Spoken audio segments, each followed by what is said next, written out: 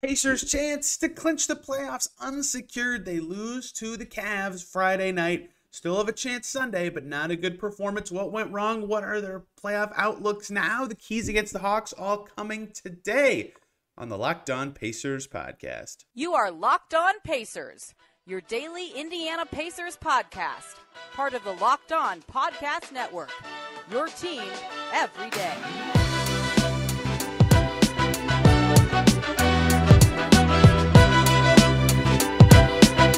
What up, y'all? Happy Saturday, and welcome into a weekend edition of the Locked On Pacers podcast, where we, of course, talk about the Indiana Pacers, as always. My name's Tony East. I cover the team for Forbes and SI, and today we're in Cleveland, and it's the morning because my sickness came back last night, so we waited till the morning to record to talk about all things Friday Pacers related. They lose in Cleveland to the Cavs.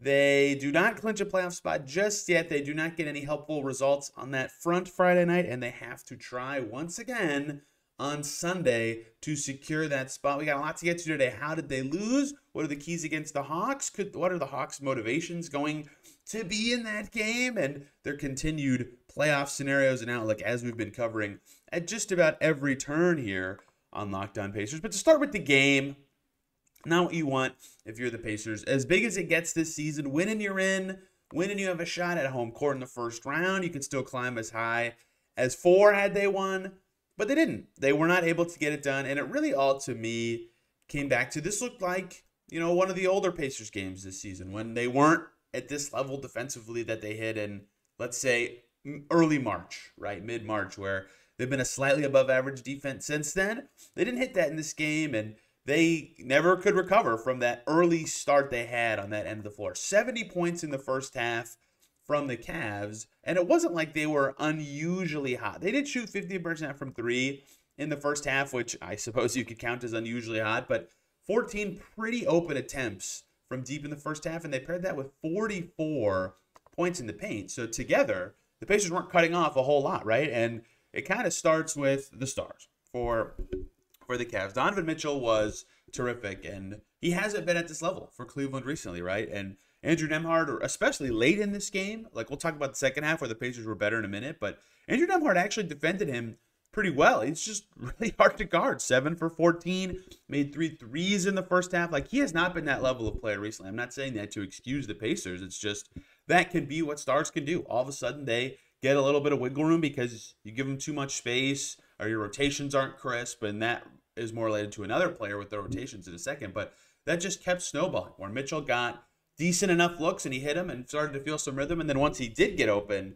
he was just lights out. They could not slow him down in the first half. He was far and away the best scorer for either team in that stretch. And so in the second half, Aaron Nesmith started out on him, and Nembhard was awesome again on Mitchell in the final minutes, which actually gave the Pacers a chance. But that early start on him didn't work out. And then Jarrett Allen was also terrific in the first half. Podium game for Jarrett Allen. He fielded questions from Cavs media after the game because he was terrific. He was setting great screens. He was moving the ball really well. He had the second most assists on the Cavs in the first half behind Max Strus. That's how good the Cavs ball movement was early in this game, and kind of speaks to what they were doing to the Pacers in terms of forcing them to rotate, get in rotation, and defend all 5 guys, is that Strus and Allen and Karis LeVert were their top 3 assist guys in the first half. But Allen, good screens, really good cuts from the weak side, good rolls to the basket, forcing the Pacers to stay in rotation and communicate. And he got lost in the shuffle quite a bit, 7 for 8 in the first half, including 5 free throw attempts.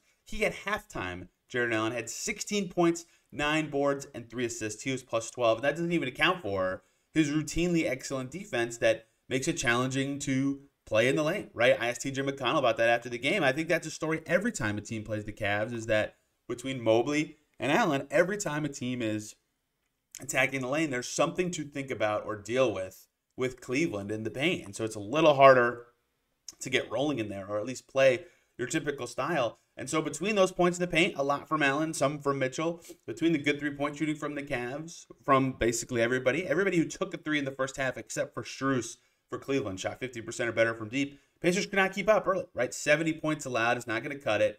2 huge shots from the Cavs at nearly the buzzer of both the first and second quarters from 3 really tipped the momentum of this game as well. And so that's where I thought the first half got away from the Pacers. They rolled with an all-bench group that didn't work as well as it did in the second half. That bench was awesome in the second half. Really great second half from the bench group. That almost got the Pacers back in the game, but it wasn't as good late in the first quarter and early in the second quarter it has been of late, which was surprising to me. That group usually has been totally rock solid for this team, and just they weren't good enough in the first half. And so in the second half, they came out and were much better, right? They made the defensive adjustment I alluded to, which I believe, at least, I noticed this. I hope I'm not seeing things. Nesmith and Nembhard flipped who they were guarding for a little bit in that half. Their rotations were more crisp on the backside, right? Jared Allen in the second half was good still, but not nearly as good, although his stats in this game were just monstrous. And that helped them a lot. They did a good job with Strus. Garland didn't get going until he hit some threes late in this game. Like, in general, I thought the Pacers in the second half were better on defense. I mean, numerically, it's extremely obvious they were, right? They dropped the points allowed by half by 11. Their offense was a little bit better in the second half, too, and the Pacers were able to mount a comeback. They got it within 3 a few times, including once late enough in the game that they had the ball down by 2. Cavs played a brilliant defensive possession on that one, so the Pacers had a grenade pass to Myles Turner late in the shot clock. He had to take a shot clock buzzer beater, did not make the 3, and the Cavs scored a nasty step back via Darius Garland on our next possession to put it away. But in the second half, the Pacers looked like the Pacers, right? Defense was better, and that always bleeds into better offense for them. They were getting out in transition. Obi Toppin got a lot of credit from that from Pacers players for running, being out, being active, and then allowing himself to get into spots where he could score and move the ball. 6 assists for Obi Toppin, right? Third most on the team behind the 2-point guards. He paired that with 10 points. He was playing an awesome game until he had an ankle injury that he dealt with early in the fourth quarter that really changed things. So the bench, who I didn't think was very good in the first half, was tremendous in the second half, guiding a comeback as they do, getting the Pacers back into the game. They came in about down 10-ish as a unit, and there was no McDermott in the second half. They got it all the way down to like 4-3. And then there was mixing and matching going on. Credit to the Pacers, much better. But just short late, they missed that 3 for the lead. They couldn't stop Garland on the nasty step back, and they got a stop on that Garland possession, and Max Strus ran in for an easy, uncontested offensive rebound with just a few seconds to go. They ended up putting the game away via that Garland 3. A couple more rebounds here and there would have gone a long way for the Pacers. Cavs had 11 offensive rebounds in this game. Pacers just 7. Pacers only had 13 turnovers registered by the NBA. It felt like more if you watched the game, and Rick Carlisle, I think, nailed the reasoning for that postgame. They were all just important. They were all in a key moment of the game, or a time where momentum was kind of in the balance and they felt more significant, so they stood out more. I agree with that. Haliburton with 5 of them in this game. They needed not to have as many turnovers if they were going to come back. And, of course, three-point shooting all favored the Cavs. Cavs over 40% from deep, hit some big ones. Pacers under 30% from deep. Cavs defense was doing its thing in this game, and outside of Haliburton, Pacers only made 5 total threes. They need to be better from deep if they want to win, and they didn't. They did not win. They had a chance to clinch a postseason berth. Instead, they'll have to wait until Sunday. They did not get a win, and Orlando did not beat Philly, so the Pacers are currently in 6th in the East still with 1 day to go. A win and in scenario after dropping to the Cavs. What are the Pacers? What happened Friday? And what are the Pacers scenarios now heading in to Sunday? We'll do our best to break them all down here and get through all the tiebreakers on Locked On Pacers. Before we chat about any of that, though, we need to talk very quickly about FanDuel. It's playoff time for the NBA. Play-in tournament begins next Tuesday. Playoffs soon after. NBA and NHL are rolling. Baseball in full swing. Get it? And FanDuel is your place to bet on every game. Right now, new customers get $150 in bonus bets guaranteed by signing up. That's $150 win or lose if you get started on FanDuel. Bet on everything from slap shots to home runs to slam dunks, all on an app that's safe, secure, and easy to use. What are you waiting for? Visit FanDuel.com/lockedon. Make your first bet an automatic win with $150 in bonus bets guaranteed. FanDuel, America's #1 sportsbook.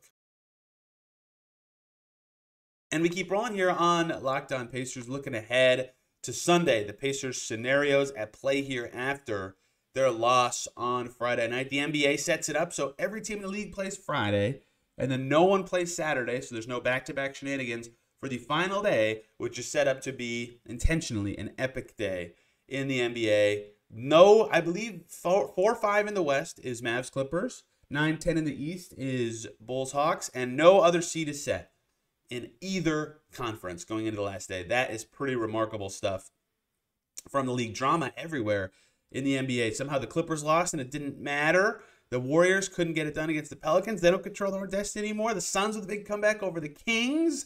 I mean, everywhere in the West, the results were crazy. And in the East, a little more tame, yet still very significant, including the Pacers here. So the Pacers lose, of course. The final was 129-120. I never said that while describing the game flow. So elsewhere in the East, Friday night, the Knicks, despite stinking it up early in this game, get a comeback win over the Brooklyn Nets in MSG, 111-107. The Heat, these are all the relevant games to the Pacers. The Heat beat the Raptors 125-103. That was a big one. The Thunder beat the Bucks 125-107. The 76ers beat the Magic 125-113. And the Timberwolves beat the Hawks 109-106. And the Bulls did beat the Wizards. So, 129-127 there. So what that all means is the top 4 in the East is now set. The order is not. Boston's going to be 1. And then between Milwaukee, New York, and Cleveland, that will be 2, 3, 4 in some order. Pacers, by virtue of their loss and the wins from Cleveland and New York, as well as prior wins for Milwaukee, the Pacers can no longer catch those teams. They can't be home court in the first round anymore. And then 5, 6, 7, 8 in the East is going to be Orlando, Indiana, Philly, and Miami in some order, depending on the results of Sunday. Currently, Orlando, Indiana, and Philly all tied at 46 and 35, with the Heat at 45 and 36. So the confusing part of this is the Southeast Division exists. So the Magic are currently winning that division because they have the 1-game lead over the Heat. The last day of the season, the Heat play the Raptors, and the Magic play the Bucks. The Bucks have a very interesting role in the Pacers season now come Sunday. So should the Heat win and the Magic lose, the Heat would win the division. But guess what? The Pacers can win and climb ahead of those teams. So as it stands now, 46 and 35, that 3-way tie between Orlando, Indiana, and Philly. Orlando's first because they're winning the Southeast. Then the Pacers second because they have the head-to-head tiebreaker over the Sixers. So if all 4 of Orlando, Indiana, Philly, and Miami win, the Pacers are still in the postseason field. They would be the 6th seed in that scenario.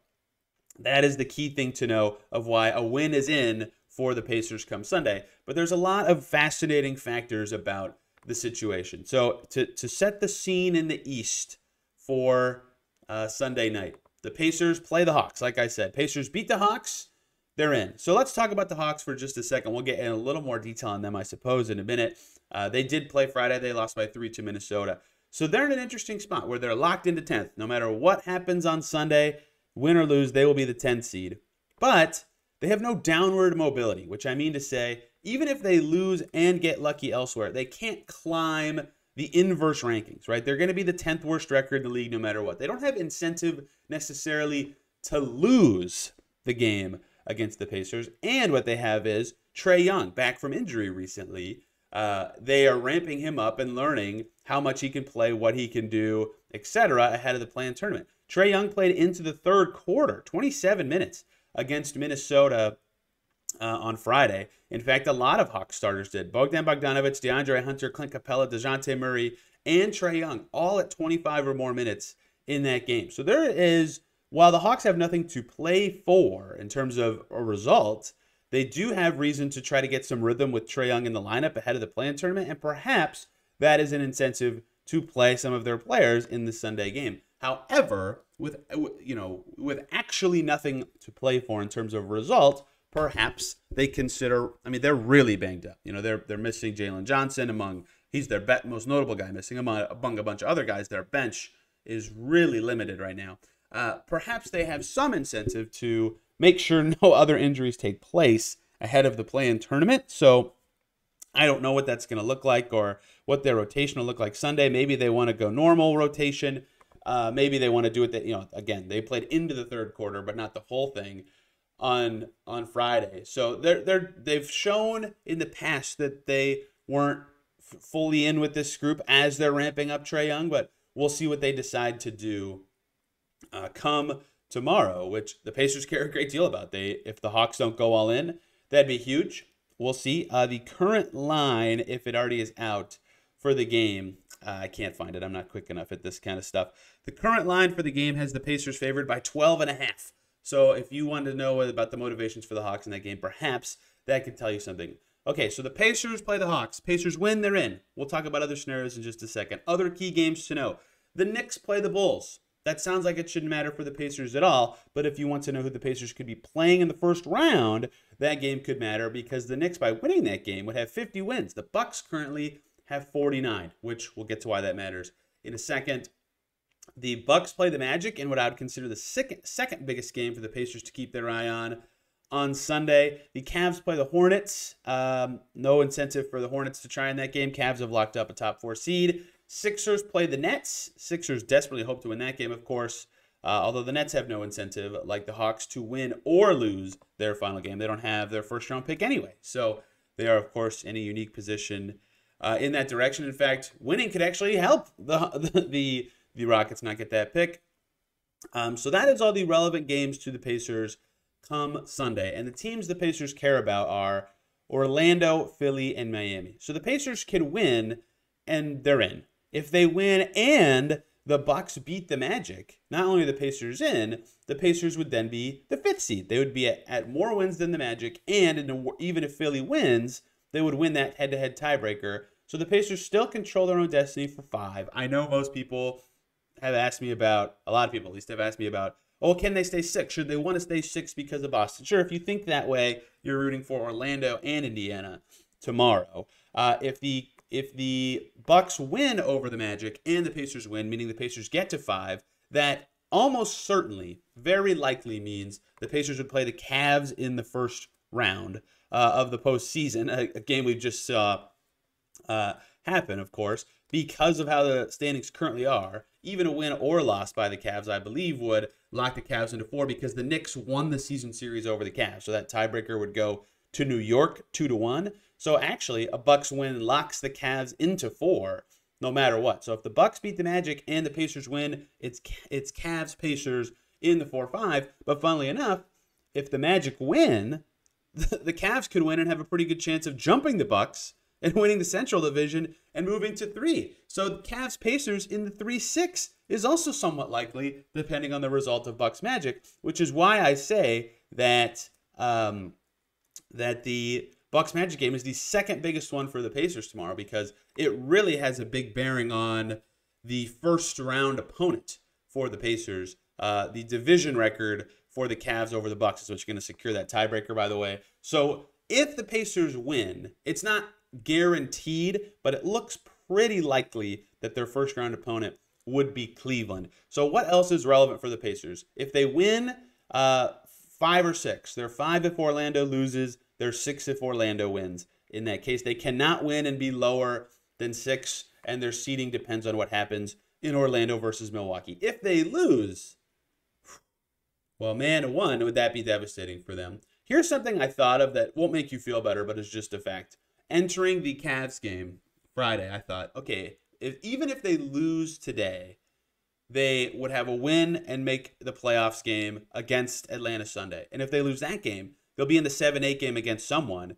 And if they win that game, they're in the playoffs. And if they lose that game, they'll have the 9 versus 8 or whatever playing game. And if they win that one, they'd be in the playoffs. So starting Friday, the Pacers had 4 win once and you're in the playoffs games. They lost the first one. They have 3 more chances. That kind of made me realize the high odds they actually make the postseason. But they still have to win one of these games, and ideally the one that gets you the best seed possible. So, of course, Sunday's the best opportunity. Okay, so here are the other situations for the Pacers. It's funny because if they win, they're automatically in, but there is actually a scenario where they lose and still make the playoff field. That would require a lot going their way, though. So that would require Philly losing and Orlando not losing. So if they get to 46 wins, but the Heat also get to 46 and Orlando sticks on 46, that's bad for the Pacers because then the Heat would win the Southeast Division. And so they would jump the Magic and the Pacers, so the Pacers would fall down. So if the Pacers lose, but the Sixers lose and the Heat lose, then the Pacers stay in 6th with 46, which would be a pretty wild scenario to happen on Sunday. But it is actually possible for them to lose and still be in the playoff field, which is wild to say. There's also a scenario of Pacers lose, Sixers win, and Heat win, where the Pacers are eighth. They would lose the three-way tie with Orlando, Miami, and themselves, and then Philly would have 47 wins and jump them all. So the Pacers can still be anywhere from 5th to 8th, depending on the results that come in on Sunday. Of course, they would like to be in the field no matter what, so just win and they're in. But a lot of other stuff has to fall into place, and we'll see what happens. But as it stands for the Pacers, 1, just win, and they're in the playoff field. 2, very likely, unless the Bulls beat the Knicks in a game that there's not a lot at stake, but a little. You know, the Knicks have seeding at stake. The Bulls have nothing to play for. If the Knicks beat the Bulls, which seems very likely, then the Pacers' first-round opponent, highest chance is that it's the Cleveland Cavaliers in the first round, the Central Division Series, the I-70. I don't know what I'm making stuff up. I'm looking forward to seeing how it all shakes out. I should add right now that because this episode's coming out 1 later than I thought, and 2, the Pacers-Hawks game is at 1 o'clock tomorrow. Not going to have time to do a whole nother show kind of previewing Pacers-Hawks. So I know I said I'd do one every day before the playoffs, but it doesn't make sense timing-wise to do one on for Sunday because it would be immediately irrelevant like 5 hours after, you know, most people would be awake with time to listen to it. So this will be the last one before the playoffs. So I would like to talk a little bit about the Hawks right now to close this thing out. And we're back here on Locked On Pacers. Thanks for making us your first listen this weekend as we dive into the playoff machinations for the Pacers who have it all right in front of them, as they say. Win once and you're in. It's what you want. It's at home. Fan appreciation night against a team you've beaten 3 times this season. On the other hand, it's against Trae Young. If you remember a long time ago, the very, very first standings watch I ever did, looking ahead at this season, I said, ooh, if I'm the Pacers, I don't want the Hawks to make the play-in. I want the Nets to make the play-in because playing Trae Young in a best-of-1 is scary. He could go crazy and you just lose. Well, that is now what's happened to them before the play-in tournament. Hawks put up a pretty good fight against Minnesota last night. They did not play their starters the full game, and in the fourth quarter, the Wolves ended up getting it done, which is big for the Wolves and their potential seeding. Minnesota, climbing over the end late, but Atlanta, 33 points in the third quarter. They looked pretty good with their full group. Bogdanovic hit 50% of his shots on his way to 17 points. Trae Young hit 50% of his shots on his way to 19 and 7, plus 16 for Trae Young in 27 minutes last night. 2 nights ago, if you're listening to this Sunday. DeJounte Murray trying to fit with Trae, not as good of stats, but still a wonderfully good player. Clint Capella, who's great with Trae Young, had a double-double. This is the fear, if you're the Pacers, that version of the Hawks plays 4 quarters come Sunday.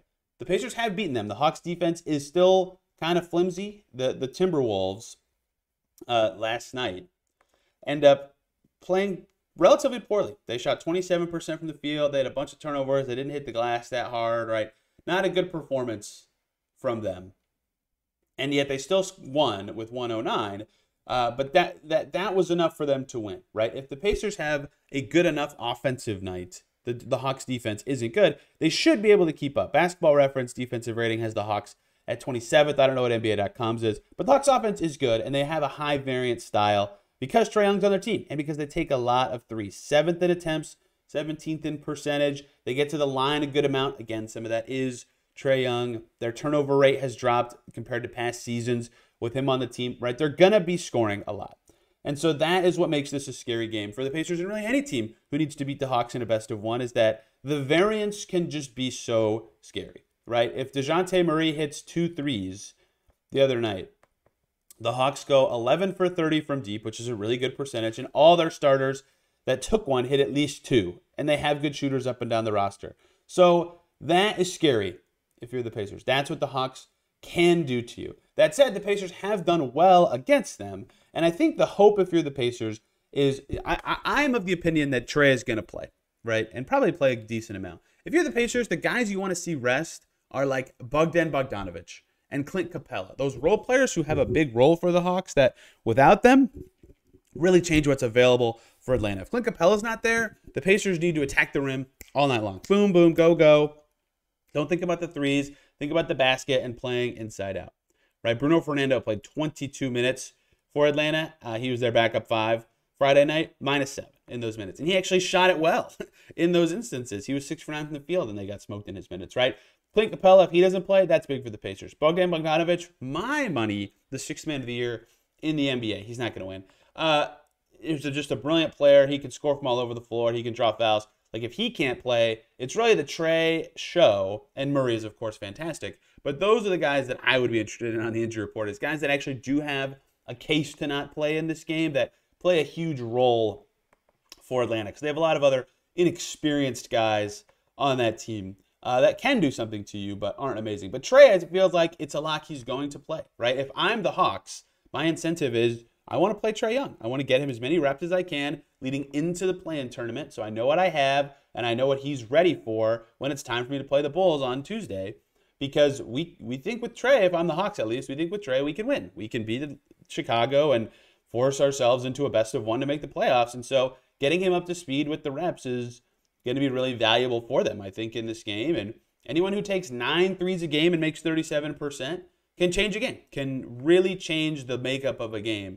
And so I can run through all these Hawks stats forever about what they're good and bad at. We know they suck at defense, right? We know that they can score with anybody. All this stuff matters. They're role players. How much they play matters. But if Trey is neutralized or slowed to some extent, Pacers have a great chance. They have a great chance, because that is where the Hawks kind of ebb and flow, is with their star player. And their defense hasn't been good enough to keep up when Trey is limited all the time, as the Pacers know well. They've beaten the Hawks already 3 times this season, including that infamous 157-152 in-season tournament game. But they can't let it become that kind of game. They've got to defend well enough that it doesn't become that kind of game. Pacers have to play their game, and they have to show the defensive level they showed the last month or so, right? And some of that has been teams not punishing them from deep, and some of that has been actual improvements from the Pacers. But to prevent a team from not punishing you from deep, they've got to defend well. They've got to find a way to slow down this Hawks team. And they've got to win. Win and they're in. It's that simple. The line says they're huge favorites, but we'll see what the Hawks' motivations end up actually being, because Trey Young's return did change up my theory about their level of effort and care about that game. You know, we'll cover it all here on Locked On Pacers. Sunday night, Zach Pearson and I will record and have an episode for you. I'll try to publish it as soon as I can after him and I are done doing that together, so that it doesn't sit and bake for too long, the result with you. And then throughout the week, we'll preview who the Pacers are playing, whether it's a 7-8 game, whether it's a 6-3 series, a 5-4 series. We'll have it all for you here on the Locked On Pacers podcast. Hope you guys are having a wonderful weekend. Back Monday with Zach Pearson talking Pacers, Hawks, and more. See you soon.